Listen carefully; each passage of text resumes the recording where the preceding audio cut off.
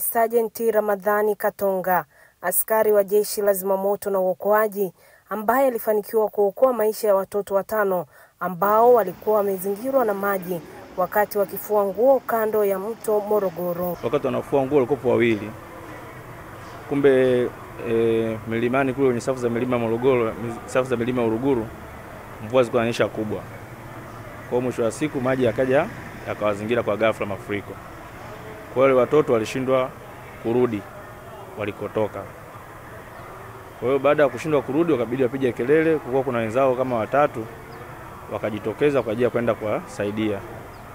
Walifanikiwa kuingia ndani ya maji mpaka kufika kwenye ile eneo ambalo walikuwa wale watoto wamejishikiza kwenye gogo.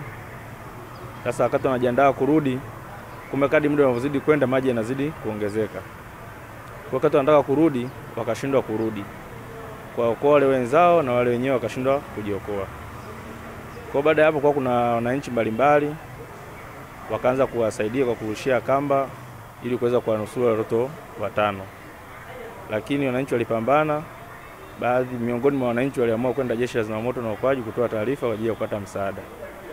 Ndipo Jeshi la Zimamoto na Uokoaji mkoa wa Morogoro ikiambatana na mimi pia askari kaenda paka pale wakutana na wale watoto wakiwemo wanalia.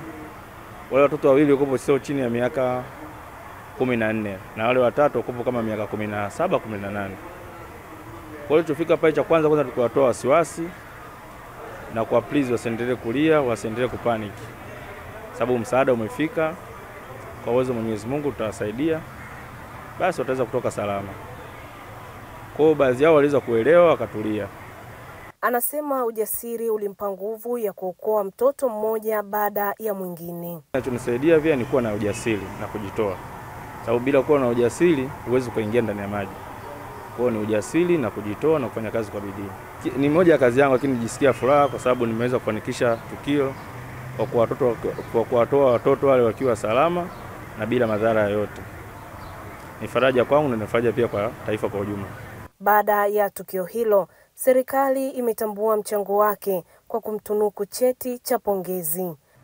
Nilijisikia faraja sana kuona kazi niliyoifanya, japokuwa ilikuwa majukumu yangu, lakini serikali kupitia wizara na jeshi kwa ujumla wameweza kuitambua na kuniita na kunipa pongezi na zawadi, kwa sababu ile inaongeza kwanza morali wa kazi na chachu kwangu mimi na hata kwa wengine na kufanya kazi wenzangu, na vile vile kwa wananchi kwa ujumla kwamba serikali inatambua mchango wa wafanyakazi wake na askari wake kwa ujumla.